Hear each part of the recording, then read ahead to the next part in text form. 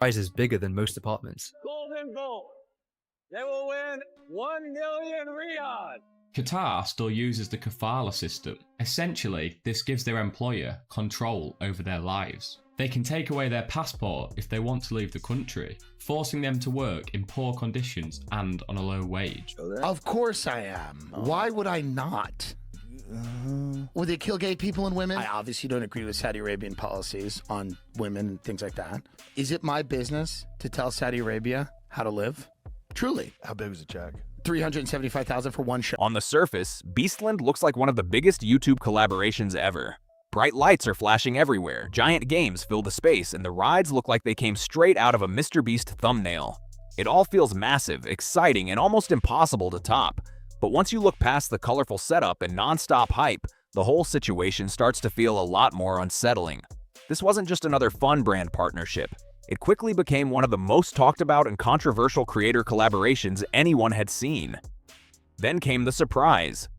Essentially, this gives their employer control over their lives. They can take away their passport if they want to leave the country, forcing them to work in poor conditions and on a low wage. That low wage works out at about $275 per month. The Guardian reported that 6,500 migrants have died in Qatar since they won the bid for the World Cup in 2010. Whilst they are not all related to the World Cup, most of them were only there to build the infrastructure for it. Beastland wasn't being built in Florida, Tokyo, or any of the places most people expected. Many fans became convinced it was going up in the Middle East, especially Saudi Arabia. It's a country with strict rules around filming where authorities can require people to stop recording or even delete footage in some situations. International freedom indexes have also given the country low scores, and reports about the treatment of some migrant workers have drawn serious attention around the world. So today we're looking at how Beastland went from what many called the most unbelievable YouTube project ever to one of the biggest controversies connected to MrBeast. When Beastland was first announced, the internet lit up. This wasn't just a warehouse or a temporary set. It was presented as a full-scale amusement park with custom rides, huge challenges, and prizes worth more than many people's homes. He revealed concept art packed with huge ideas. There were 60-foot catapult games, trapdoor reaction challenges, zipline target drops, giant mazes, roller coasters, and more. The whole project looked almost unbelievable. MrBeast described it as a chance for fans to step into his videos and compete in real life. On paper, it sounded like a groundbreaking idea, with a scale that few creators had ever attempted. But almost right away, people started asking questions because something didn't seem to match the story. When fans asked why the park was being built in Saudi Arabia, MrBeast replied, "It's in the middle of the world, easier for everyone to visit." Now, Jack, a completely unrelated question. Do you like MrBeast? No. Jack, do you think MrBeast ruined YouTube? Yes. Now, in all honesty, Jack, why? Because it became more about views, money, and popularity than it did about having fun. You just don't think you had fun playing Squid Games? You don't think you had fun riding on yachts? Building wells in Africa? I don't know. If he had fun doing those videos, they'd be longer. We'd see the fun. Ooh. Thought you were going to get me with that one, didn't you? The explanation sounded simple, but community notes quickly added more context. They pointed out that Beastland was connected to Riyadh Season, a government-funded entertainment festival. That changed the conversation fast. Many people argued the location wasn't chosen only because it was convenient, but also because of an existing business partnership. Saudi Arabia has invested billions into major entertainment projects, international sporting events, concerts, tourism developments, and partnerships with well-known creators and public figures as part of its broader efforts to attract global attention. Many observers say those projects are part of a long-term effort to reshape how the country is viewed around the world. Beastland seemed to fit right into that bigger picture. Critics argued this wasn't really about being in the middle of the world. As some put it, it looked more like it was in the middle of a paycheck, and the backlash was impossible to ignore. Then the situation became even more serious when the ticket website went live and fans started reading the fine print. That's when the biggest concerns began to spread. The terms raised even more questions. They said no professional cameras or video equipment would be allowed, no re-entry after leaving the venue, and that everyone attending automatically agreed to be filmed by the organizers. They also included a liability disclaimer for injuries or death. Then there was the clause that caught the most attention. Guests were expected to follow Saudi Arabia's public decency and media-related laws. If you're not familiar with those rules, here's why people were concerned. Depending on the situation, filming strangers, recording certain incidents, or refusing an official request to delete footage can lead to penalties under local laws. Critics pointed out a troubling possibility. If a ride failed, a game malfunctioned, or someone was seriously injured, recording and sharing that footage could create legal risks. That possibility sparked a wave of debate and concern online. In the United States, if something goes wrong at a theme park, videos and reports can spread across the internet within minutes. News outlets pick it up, social media fills with clips, and millions of people can see what happened. Critics argued that Saudi Arabia's legal and regulatory environment could make that process much more restricted. That concern alone made many people look at Beastland in a completely different way. Suddenly, it didn't feel like just a dream amusement park anymore. To some critics, it started to look like a tightly controlled environment that could also support a broader public relations effort. They questioned what would happen if a visitor was seriously hurt. Would people be able to openly share what happened, or would legal restrictions limit what could be recorded or posted? Those questions made many observers uneasy. The debate grew even bigger as critics pointed to Saudi Arabia's wider human rights record.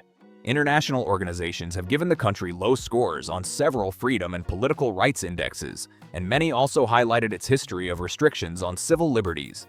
For a span of a decade, a lot of people are very short-term sighted, but as long as you're innovating, adapting, reinvesting, I think if you do it intelligently. Imagine like you're on 9 years, still no one gives a by your channel, and you're like, one more year, here we go, one more year, here we go. Others noted that women were only granted the legal right to drive in 2018, adding even more attention to the controversy surrounding the project. Saudi Arabia's laws and restrictions have also drawn criticism from human rights groups. Same-sex relationships are criminalized, public dissent can lead to arrest, and journalists face significant limits in their work. Because of that, many people questioned why a creator known for filming nearly everything would build such a major project there. Then another issue entered the conversation, and it was one that many critics felt couldn't be ignored. Building a theme park, even a temporary one, takes a huge construction effort. For years, labor practices involving some migrant workers in parts of the Middle East have been the subject of international scrutiny.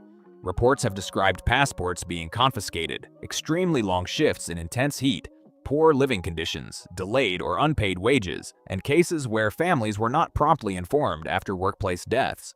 Human rights organizations have argued that parts of the system amount to modern-day exploitation, making the project even more controversial in the eyes of many observers. The numbers that critics point to are shocking. Various reports have claimed that more than 21,000 migrant workers have died in Saudi Arabia since 2017. Though those figures are debated and cover deaths from multiple causes rather than only construction projects. Reports about Qatar's World Cup preparations also drew worldwide attention, with thousands of migrant worker deaths cited across the same general period. Those headlines only added more pressure to the conversation around Beastland. Many people argued that when a huge influencer project is tied to a region already facing intense scrutiny over labor conditions, the questions aren't going to disappear.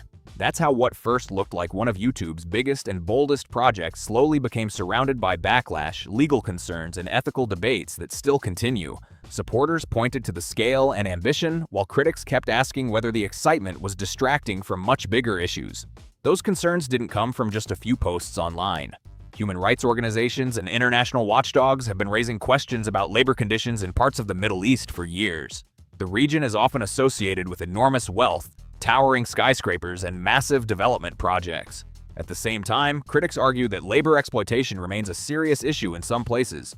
These aren't small allegations, they involve real people and real lives. So when Beastland appeared with giant structures rising from the desert, cranes in the air, steel frames, and heavy construction equipment everywhere, many people started asking difficult questions. Who built it? Under what conditions? Were workers kept safe? Were they paid fairly? Did anyone get hurt? Critics also argued that strict local rules affecting certain kinds of filming and reporting could make outside scrutiny more difficult. That uncertainty alone left many people feeling uneasy. The conversation grew even louder because some creators had already been criticizing the direction YouTube was taking. When the Lunchable-style collaboration launched, Dan TDM tweeted, "What happened to YouTubers? You're selling crap to kids for money. Do better." That message spread across the internet fast. Soon after, some people started looking at Beastland and asking, is this just another product aimed at young fans who trust everything? Their favorite creator touches? The debate quickly grew bigger. Jacksepticeye also added to the conversation. During a lie detector video, he said he doesn't like MrBeast because he feels YouTube has shifted toward chasing money and views instead of simply having fun and being yourself.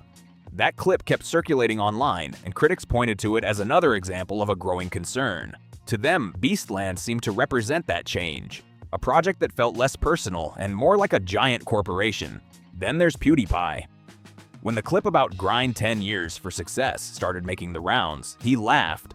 Not in a cruel way, but in a way that many viewers felt showed he could see the bigger picture. To some people, it reflected a shift where creators were becoming full-scale corporations, brands were taking center stage, and business strategies were replacing the simple, fun videos that made YouTube popular in the first place. And now, we've reached this point. MrBeast isn't just uploading challenge videos anymore. His business has grown into something much bigger, with food brands, snacks, drinks, restaurants, apps, AI projects, and now even a theme park. That's expansion at an incredible pace. Some fans admire the ambition, while others feel the original magic is slowly fading. The fun challenges with friends now exist alongside massive business deals and large-scale projects. For many critics, Beastland has become a symbol of this new corporate era. They say it feels like the curtain has been pulled back, revealing just how far the brand has grown. To those critics, the image of the everyday creator has been replaced by something bigger, more structured, and more business-focused. After several controversies in recent years, some longtime viewers have started asking tougher questions, not just about online drama, but about ethics, labor, transparency, and responsibility. This wasn't just another product launch like Feastables. It was a theme park connected to a government-backed entertainment program, and that made the project feel much bigger. That's why the reaction was different this time. It wasn't only internet drama anymore. For many people, it became a serious discussion about influence, accountability, and the responsibilities that come with a massive platform. But there's another surprising detail. Beastland was never planned as a permanent destination. It wasn't designed to become the next Disney-style park or stay open for decades. Instead, it was introduced as a limited-time attraction during Riyadh season. Temporary rides, temporary structures, and a limited run created a burst of excitement that would eventually come to an end. Once it closed, much of the setup would be taken down, leaving little sign that it had ever been there. The headlines may eventually fade, and the viral clips may stop spreading, but many of the questions remain. Critics argue the project reinforced something they had been talking about for a while. MrBeast is no longer seen by some as just a YouTuber. They see a brand operating on the scale of a major corporation, driven by growth, expansion, partnerships, and public image. That's where things stand right now. Is MrBeast's career over? Not even close. He's still one of the biggest creators in the world. But for some people, the image of being completely untouchable doesn't feel quite the same anymore. The GOAT label no longer feels automatic to everyone. More viewers are questioning his decisions, and more people are taking a closer look at every major move he makes. So what do you think about Beastland? Was it a genuine project designed to give fans a once-in-a-lifetime experience? Or was it mainly another huge business venture backed by major partnerships? Reports suggest deals like these can involve enormous amounts of money. But the question many critics keep asking is whether it was the right decision from an ethical point of view. Now it's your turn. Would you visit Beastland, or has the controversy changed the way you see it? Share your thoughts in the comments below. If you enjoyed this video, don't forget to smash the like button, subscribe for more, and I'll see you in the next one.